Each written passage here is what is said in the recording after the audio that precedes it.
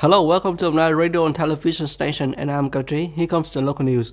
The Prime Minister just issued a directive on strengthening the prevention and control of natural disaster and search and rescue.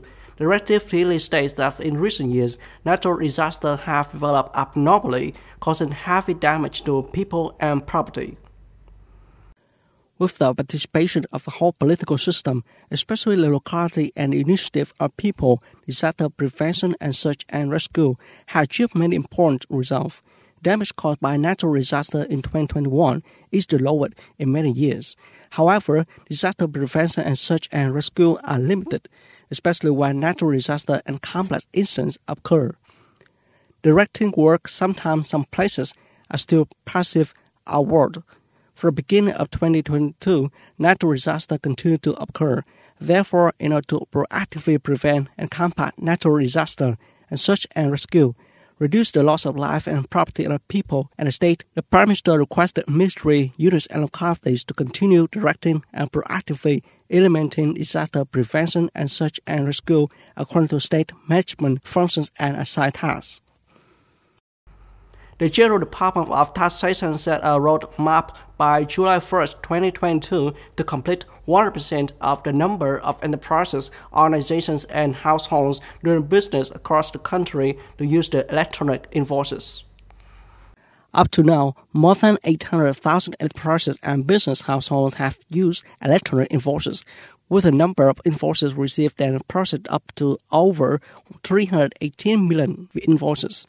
Representative of the General Department of Taxation said that the implementation of electronic invoices for business households is more difficult than for enterprises because these households do not have accounting departments. Therefore, the tax industry has had many incentive policies for this group. Fast Forward also decided to provide electronic service portals for business households to use with the code of tax authority without paying for 12 months from the time of registration of use.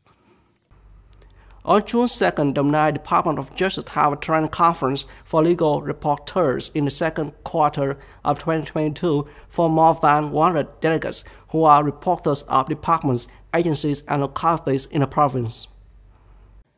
At the conference, delegates exchanged ideas and listened to Dr. Đinh Thị Thanh Nga, Principal Lecturer, Head of Department of Administration, Criminal Affairs, Saigon University, to convey many important contents of legal documents on anti-corruption work, including law on prevention, anti-corruption decrees, circulars, and many news regulations and guidelines on anti-corruption work. Through the training session, it will equip managers, civil servants, and officials with full relevant knowledge in order to solve difficulties and obstacles in the application of law to exercise control of income assets of persons with position and powers at agencies, units, and localities.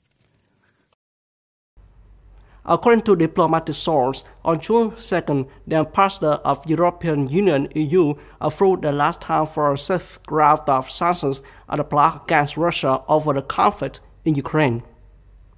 The sanctions include a partial ban on oil imports and removal of Russia's top bank, Sberbank, from the SWIFT global payment system. The consensus was reached after Hungary repeatedly rejected it by making its national claims. The source says that a package of sanctions will take effect at 7 a.m. on June 3rd, unless a member state objected. The imposition of sanctions will take place soon. Writing to the news, Hungarian Deputy Prime Minister Alexander Novak said European consumers would be the first to suffer the consequences. He added that the decision could cause a huge deficit in petroleum products within the EU. The U.S. also announced an increase in sanctions against Russia. The U.S. Treasury Department said on June 2nd it had blacklisted Sergei Rodrygin, a close friend of President Vladimir Putin, along with singer Elena Motova, Rodrygin's wife, and Russian Foreign Ministry spokeswoman Maria Zakharova. The U.S. Commerce Department also added 71 parties, Russian and Belarus, to its entity list, thereby restricting these entities from accessing goods originating from the United States. That's all for today. Thanks for watching and goodbye.